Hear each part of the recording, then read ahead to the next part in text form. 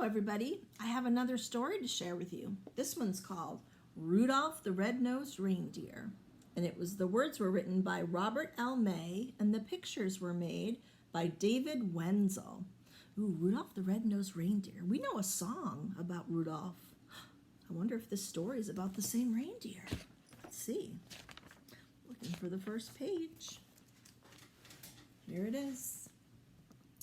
'Twas the day before Christmas, and all through the hills the reindeer were playing, enjoying their spills. There they go, tumbling down the hill.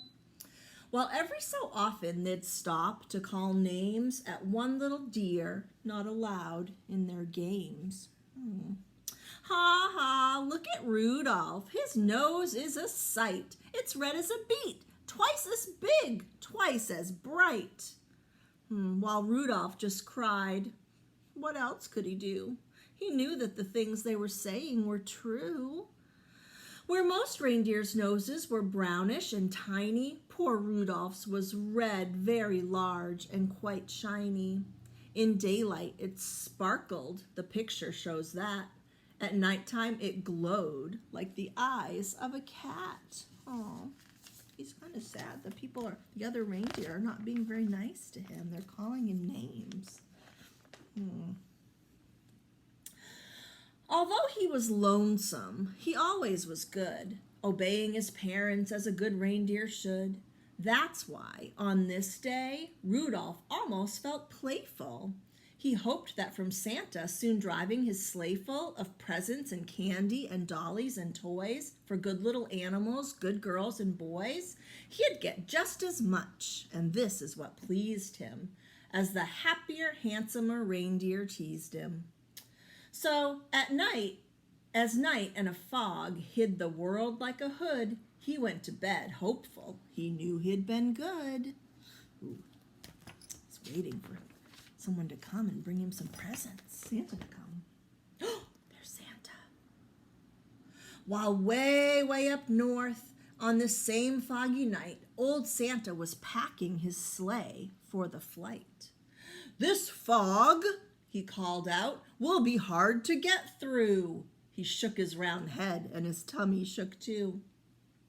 Without any stars or a moon as our compass, this extra dark night is quite likely to swamp us. It's so foggy and dark. They can't see. They can't see the moon or the stars. It's just dark and foggy. Oof, I was going to have a hard time getting around. To keep from a smash up, we'll have to fly slow. To see where we're going, we'll have to fly low. We'll steer by the street lamps and houses tonight in order to finish before it gets light. Just think how the boys and girls' hopes would be shaken if we didn't reach them before they awaken. Come Dasher, come Dancer, come Prancer and Vixen, come Comet, come Cupid, come Donder and Blitzen. Be quick with your suppers, get hitched in a hurry. You too will find fog a delay and a worry. And Santa was right, as he usually is. The fog was as thick as a soda's white fizz.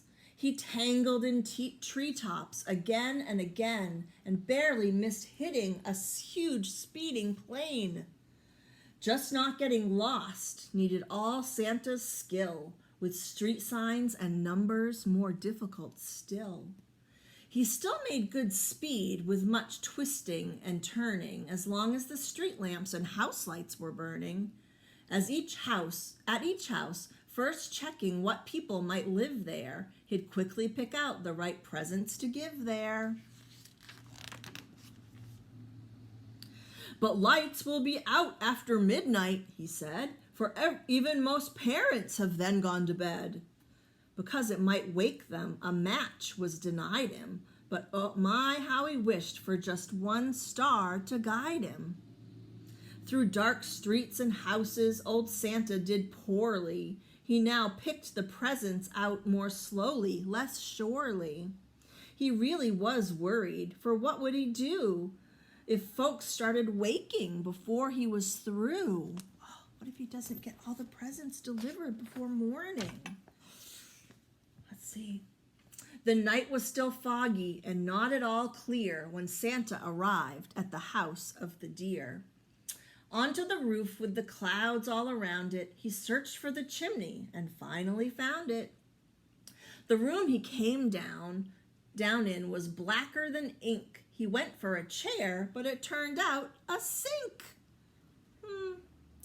The first reindeer bedroom was so very black, he tripped on the rug and burst open his sack. Oh no.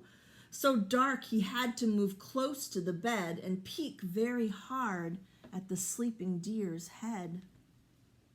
Before he could choose the right kind of toy, a doll for a girl or a train for a boy. But all this took time and filled Santa with gloom while feeling his way toward the next reindeer's room. The door he had just opened when, to his surprise, a soft, glowing, red-colored light met his eyes. The lamp wasn't burning. The light came instead from something that lay at the head of the bed. And there lay, but wait now, what would you suppose? The glowing, you've guessed it, was Rudolph's red nose. So this room was easy. That one little light let Santa pick quickly the gifts that were right. Oh, that was so helpful to have Rudolph's red nose. How happy he was till he went out the door. The rest of the house was as black as before. So black that it made every step a dark mystery.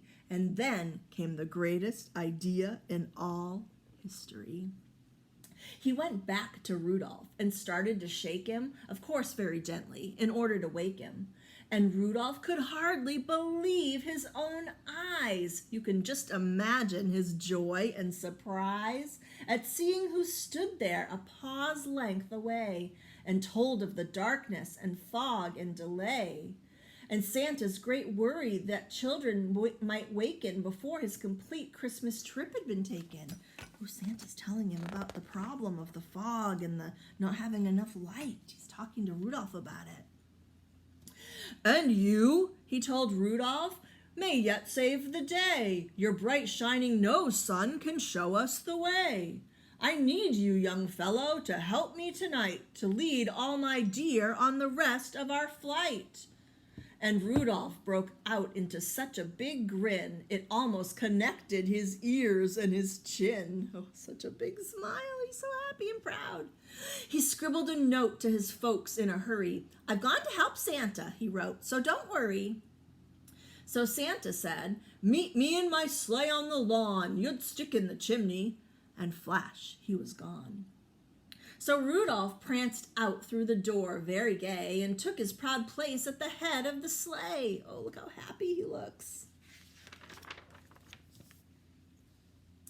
The rest of night, well, what would you guess? Old Santa's idea was a brilliant success. And brilliant was almost no word for the way that Rudolph directed the deer and the sleigh. There he is, right in the front. In spite of the fog, they flew quickly and low and made such good use of the wonderful glow that shone out from Rudolph at each intersection that not even once did they lose their direction. At all of the houses and streets with a sign on 'em, the sleigh flew real low so Rudolph could shine on 'em, to tell who lived where and just what to give whom. They'd stop by each window and peek in the room. Old Santa knew always which children were good and minded their parents and ate as they should. So Santa would pick out the gift that was right, with Rudolph close by, making just enough light. It all went so fast that before it was day, the very last present was given away. The very last stocking was filled to the top, just as the sun was starting to pop. They made it just in time. The sun woke the reindeer in Rudolph's hometown. They found the short message that he had written down. then gathered outside to await his return. And were they surprised and excited to learn that Rudolph, the ugliest deer of them all, Rudolph, the red-nosed, bashful, and small, the funny-faced fellow they always called names and practically never allowed in their games, was now to be envied by all far and near, for no greater honor can come to a deer than riding with Santa and guiding his sleigh, the number one job on the number one day. The sleigh and its reindeer soon came into view, and Rudolph still led them as downward they flew. Oh my, was he proud as they came to a landing, right where his handsomer playmates were standing.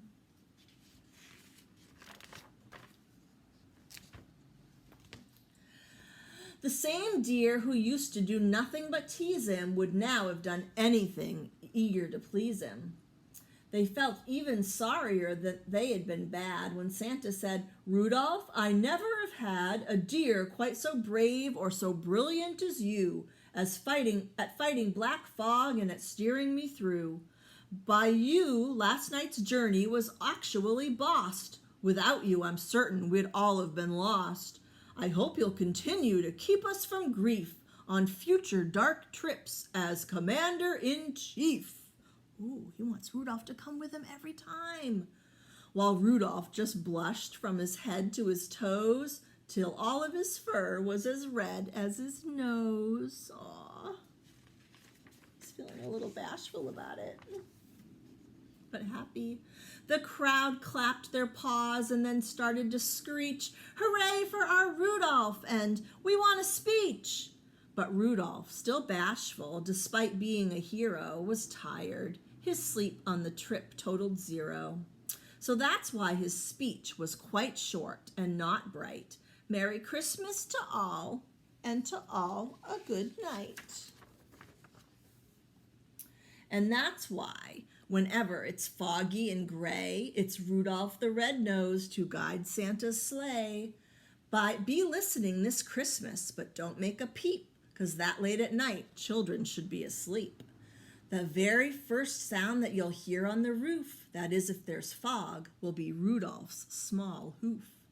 And soon after that, if you're still as a mouse, you may hear a swish as he flies round the house and shines enough light to give Santa a view of you and your of you and your room. And when they're all through, you may hear them call as they drive out of sight, "Merry Christmas to all, and to all a good night." I like that story of Rudolph the Red-Nosed Reindeer helping Santa find his way through the dark and foggy night to all the children's houses. All right, I'll see you guys soon. Bye.